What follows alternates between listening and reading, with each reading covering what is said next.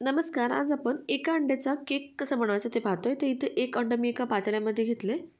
थोडंसं फेटून घेते. तर इलेक्ट्रिक बीटरने मी ते फेटून घेतले. थोडंसं फेटून घ्यायचं काही सेकंद. त्यामध्ये आता अर्धा कप साखर घालायची.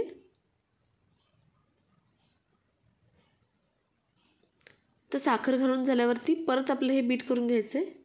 तर साखर आणि अंडं एकदम फ्रॉदी होईपर्यंत आपल्याला हे बीट करून घ्यायचं आहे. तुम्ही बघू शकता कलर चेंज झाला आहे आणि त्याचं व्हॉल्यूम पण खूप वाढलं आहे. त्याच्यामध्ये एअर इनकॉर्पोरेट झाली आहे. एक 10 मिनिट बीट करून झाल्यानंतर आता यात तेल घालायचं आहे आणि अंडं आणि साखर मी हे हाय स्पीडवरती बीट करून घेतलं होतं. आता तेल घातल्यावरती तुमच्या आवडीचं एसेन्स घालायचं आहे. मी ते व्हॅनिला एसेन्स वापरला आहे. तेल घातल्यावरती आपल्याला लो स्पीडवर म्हणजे जो 1 नंबरचा स्पीड असेल, लोवेस्ट जो असेल तुमच्या बीटरचा, त्याने आपल्याला बीट करायचं. थोडंसं काही सेकंद बीट करून घ्यायचं. कारण की तेल घातलं आणि मैदा घातला की जास्त बीट केलं की बॅटर जे आपलं फ्रॉदी झालेलं आहे ते एकदम असं डॅन्स होऊन जाईल, बसून जाईल खाली. तर मैदा थोडं थोडं करत घालायचं आहे आणि लो स्पीडवरतीच. मैदा घातल्यावर जास्त आपल्याला फिरवायचं नाही, तर हे बॅटर एकदम खाली जाऊन बसतं. तर हलकंच मिक्स करून घेऊया आणि ह्या स्टेजला आपल्याला हे ब्लेड काढून टाकायचे आहेत. आपण स्पॅच्युलाने किंवा हे बीटरचे जे ब्लेड आहेत त्याच्यानेच आपण मिक्स करून घेऊ शकतो. तर मी ते स्पॅच्युला वापरणार आहे. त्या ब्लेड्सला लागलेले सगळे बॅटर काढून घेऊयात आधी.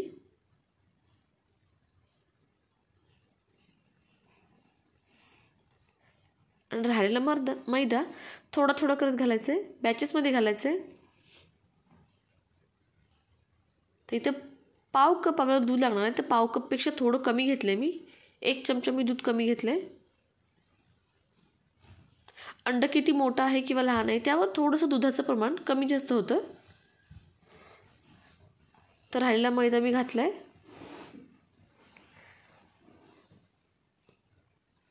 आणि तर राहिलं दूध पण घालून टाकूयात आणि मिक्स करूयात. हे खूप हलक्या हाताने मिक्स करायचं आपल्याला, कारण की हे जे बॅटर आहे ते आपण खूप फ्रॉदी बनवलं आहे. ते आपल्याला बसवायचं नाही आहे खाली. ते एकदम खाली जाऊन एकदम असं मग केक आपला डेन्स होईल. तर आता मी हे असे कप घेतलेत, जे छोटेसे चहाचे किंवा कॉफीचे असे कप असतात. त्याला मी ग्रीस करून घेते तेलाने आतून आणि यामध्ये तो कप अर्धाच भरेल इतकं बॅटर टाकायचं आपल्याला.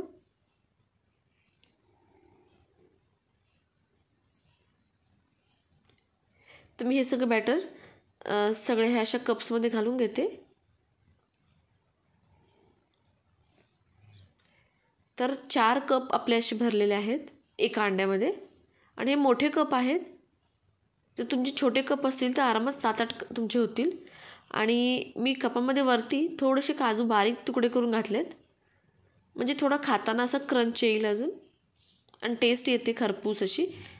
तर मी ओव्हन जो आहे तो प्रीहीट करून घेतला होता 10 मिनिट, खालचे वरचे दोन्ही रोड ऑन करून. आणि आता 20 मिनिटासाठी 180 डिग्री सेल्सिअसवरती हे बेक करून घेणार आहे.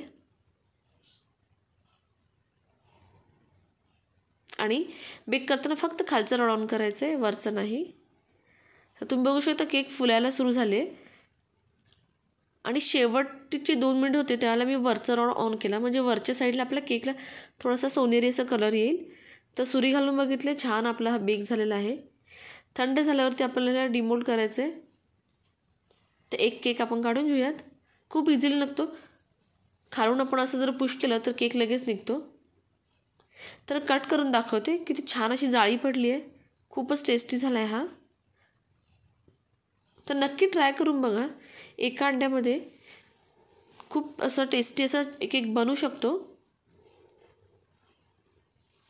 सॉफ्ट झाला आहे, तुम्ही बघू शकता.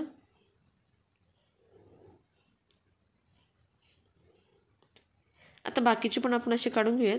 हे जर तुम्हाला ही एका अंड्याच्या केकची रेसिपी आवडली असल्यास व्हिडिओ नक्की लाईक करा, शेअर करा. चॅनल अजून सबस्क्राईब नसेल तर नक्की करा. व्हिडिओ पाहिल्याबद्दल